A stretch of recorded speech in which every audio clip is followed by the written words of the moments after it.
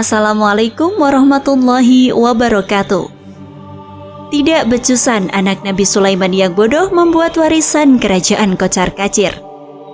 Di zaman yang jauh di tanah Israel yang subur, hiduplah seorang nabi besar yang dikenal sebagai Sulaiman. Kecerdasan dan kebijaksanaannya yang luar biasa telah menjadikannya pemimpin yang dihormati oleh seluruh rakyatnya. Di bawah pemerintahannya, kerajaan Israel berkembang pesat, kota-kota megah dan istana indah berdiri dengan menawan. Perekonomian berkembang dan perdagangan pun mekar. Pada suatu pagi yang cerah, Nabi Sulaiman berada di balairung istananya, dikelilingi oleh para menteri dan penasehatnya yang bijaksana. Raja ini dikenal tidak hanya sebagai penguasa yang bijak, tetapi juga seseorang yang rendah hati dan penyayang terhadap rakyatnya. Salah seorang menteri berkata, "Ya Nabi Sulaiman, di bawah pemerintahanmu kita mencapai puncak kejayaan. Rakyat senang dan sejahtera. Namun, bagaimana kita memastikan agar kejayaan ini berlanjut?" Nabi Sulaiman tersenyum. "Kita akan memastikan kelangsungan kejayaan ini dengan memahami bahwa kebijaksanaan adalah kunci untuk merajut harmoni di antara kita semua." Saat itulah seorang pemuda yang belum terlalu dikenal, Rahabam bin Sulaiman, datang di hadapan raja. Dia tampak gelisah. Nabi Sulaiman bertanya, "Ada yang mengganggu pikiranmu, anakku?" Rahabam menjawab, "Ayah, aku ingin membuktikan kehebatanku. Aku ingin mengukir namaku dalam sejarah sebagai raja yang kuat dan hebat."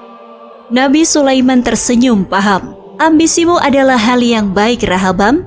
Tetapi ingatlah bahwa kekuasaan sejati bukan hanya diperoleh melalui kekuatan militer, tetapi juga dengan kebijaksanaan dan pemahaman." Rahabam berpikir sejenak lalu berkata, "Ayah, apakah ada cara yang lebih baik untuk menunjukkan kekuatan kita kepada dunia?" Nabi Sulaiman menjawab, "Ada, anakku, yakni dengan kebijaksanaan. Kita dapat menjaga perdamaian, membangun persatuan di antara rakyat kita, dan menjadikan Israel tempat yang aman dan sejahtera." Dialog ini mencerminkan awal dari kisah Rahabam dan menggambarkan konflik internalnya yang akan mempengaruhi nasib kerajaan. Keberhasilan dan kebijaksanaan Nabi Sulaiman menjadi landasan penting dalam cerita ini. Rahabam yang ambisius. Waktu terus berlalu dan Rahabam tumbuh menjadi pemuda yang tampan dan kuat. Dia rajin belajar dan memiliki ambisi besar untuk melampaui kejayaan ayah dan kakeknya, Nabi Sulaiman dan Nabi Daud. Namun semakin Rahabam tumbuh dewasa, semakin jelas terlihat perbedaan antara dirinya dan ayahnya dalam hal kepribadian dan pendekatan. Suatu hari para menteri dan penasihat kerajaan berkumpul di istana. Mereka datang dengan permintaan dari rakyat. Seorang penasihat senior, Ahijah, dengan lembut menyampaikan keinginan rakyatnya itu. "Wahai Raja Rahabam, rakyatmu merindukan keringanan dalam pajak dan beban yang kami pikul. Mereka ingin merasakan kemudahan hidup di bawah pemerintahanmu." Rahabam diam sejenak, mencerna permintaan tersebut. Ambisinya menggebu-gebu di dalam dirinya, dan dia ingin menunjukkan kekuatan kekuasaannya. Dia berbalik kepada para penasehatnya yang lebih muda dan bertanya, "Apa pendapat kalian?" Seorang penasihat muda bernama Yarubam dengan berani berkata, "Raja, jika kau memenuhi permintaan rakyat ini, kau akan memenangkan hati mereka. Mereka akan melihatmu sebagai penguasa dan penyayang." Namun, penasihat lain yang lebih keras, Adoniram, berpendapat sebaliknya. "Raja, menuruti permintaan ini akan menunjukkan bahwa kau adalah raja yang lemah. Biarkan rakyat tahu bahwa kita tidak akan mentoleri ketidaktaatan." Pikiran Rahabam terpecah dalam memutuskan. Ia merasa dilema antara ambisinya untuk menjadi raja yang kuat dan dorongan untuk memenangkan hati rakyatnya. Akhirnya dia menjawab dengan bangga, "Kalian pikir ayahku berat? Kalian belum melihat apa itu berat. Aku akan menjadikan pajak dan beban kalian lebih berat lagi." Para penasehat dan menteri terkejut mendengar keputusan Rahabam. Berita ini cepat menyebar ke seluruh kerajaan, dan rakyat mulai merasa kecewa dan marah. Ambisi yang tidak terkendali dan ketidakkebijaksanaan dalam pengambilan keputusan Rahabam ini dapat membawa konsekuensi yang merugikan. Rehoboam dengan pilihan yang kurang bijak telah membuka jalan menuju perpecahan kerajaan, pembagian kerajaan. Ketidakpuasan rakyat semakin menjadi-jadi. Mereka merasa diperlakukan dengan kejam oleh raja mereka sendiri. Sebagai tanggapan terhadap kebijaksanaan yang keras itu, beberapa pemimpin suku di antara Israel berkumpul secara diam-diam. Salah satu pemimpin yang paling vokal adalah Yeroboam, seseorang yang cerdas dan populer di kalangan rakyat.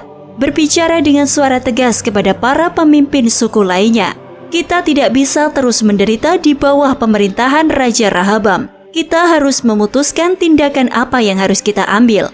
Pemimpin suku lainnya setuju dan mereka berencana untuk menyatakan kemerdekaan mereka dari Raja Rehoboam. Mereka menentukan nama kerajaan baru mereka, Kerajaan Israel Utara. Sementara itu, di selatan di Kerajaan Yehuda, Rehoboam mulai menyadari kesalahannya. Namun upaya rekonsiliasi yang dia coba gagal karena Israel pecah menjadi dua dan perpecahan itu semakin dalam. Raja Rehoboam memang memiliki kebijaksanaan, namun dengan ambisinya dan ketidakmampuannya membaca perasaan rakyat menyebabkan perpecahan ini. Dia menyesal atas keputusan kerasnya, tetapi sudah terlambat. Kejatuhan Kerajaan Israel Utara. Kerajaan Israel Utara yang dibentuk oleh pemimpin suku di bawah pimpinan Yeroboam menjadi semakin lemah. Meskipun mereka mendapatkan kemerdekaan yang mereka inginkan, tanpa kebijaksanaan yang dulu dimiliki oleh Raja Sulaiman, kerajaan ini mulai menghadapi masalah. Kekaisaran Asyur yang kuat dan agresif melihat peluang dalam kelemahan Israel Utara, mereka menyerbu kerajaan tersebut dengan pasukan besar-besaran. Pertempuran sengit terjadi, tetapi kekuatan Asyur yang superior akhirnya berhasil mengatasi pasukan Israel Utara. Kerajaan Israel Utara jatuh ke tangan Asyur dan rakyatnya kembali mengalami penderitaan. Mereka dibuang dari tanah mereka dan kekayaan mereka dijarah. Ini adalah akhir dari kerajaan yang pernah mereka banggakan. Sementara itu, di Kerajaan Yehuda di selatan, Rehoboam melihat nasib saudara-saudaranya di utara dengan kesedihan. Dia belajar dari kesalahannya dan berusaha untuk menjadi seorang pemimpin yang bijak.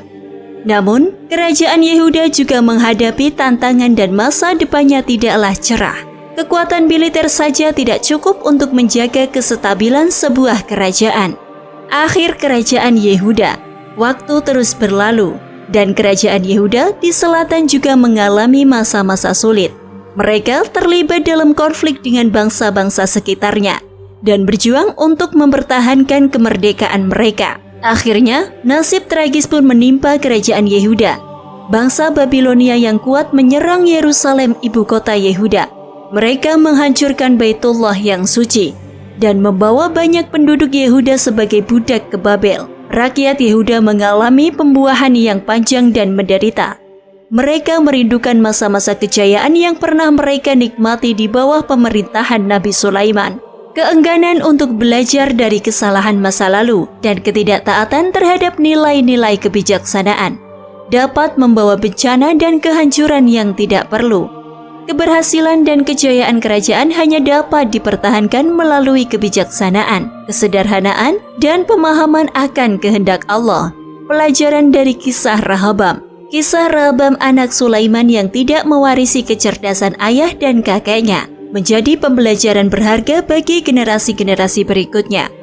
Keputusan-keputusan yang tidak bijak dan ambisi yang tidak terkendali telah membawa keruntuhan bagi kerajaan Israel, pembagian menjadi dua kerajaan, kejatuhan Israel Utara, dan akhirnya kehancuran Yehuda adalah akibat dari tindakan-tindakan yang salah. Kisah ini mengajarkan kita bahwa kebijaksanaan, kesederhanaan, dan pemahaman akan kehendak Allah adalah kunci untuk merajut harmoni dalam suatu kerajaan. Pemimpin yang bijaksana harus mendengarkan suara rakyatnya, memahami kebutuhan mereka, dan bertindak dengan empati. Demikianlah kisah Rehoboam anak Nabi Sulaiman. Semoga kisah ini bermanfaat dan bisa menjadi pembelajaran bagi kita semua. Sampai jumpa pada kisah-kisah selanjutnya.